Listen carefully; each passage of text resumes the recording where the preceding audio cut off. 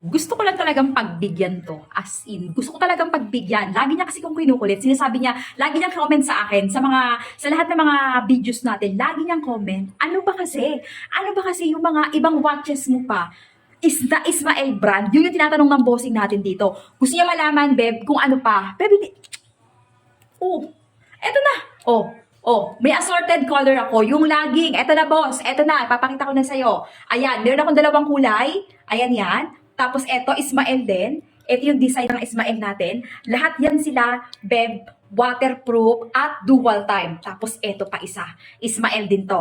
Tapos eto pang isa, Ismael din to. Eto pa Ismael to. Doon sa kwarto sa taas, sa bodega ko, marami pa akong mga Ismael doon. Naku, kung alam nyo lang, Beb, umuusbong pa lang, pausbong pa lang ang pangalang Ismael, sandamakmak na ang mga relo natin ng Ismael. Nako, so ngayon, ayan yung mga ito yung mga patikim. Ayan yung mga patikim na Ismael natin ha. Maglalagay ako ng link pag gusto yung mga ganitong klaseng design ni Ismael. Highly recommended talaga sila kasi nga literal po sila na waterproof. Literal na waterproof yan. Non-faded, non-tarnish at hindi nangangalawang. O, di ba? Quality ang Ismael natin. Panalong panalo to, babe.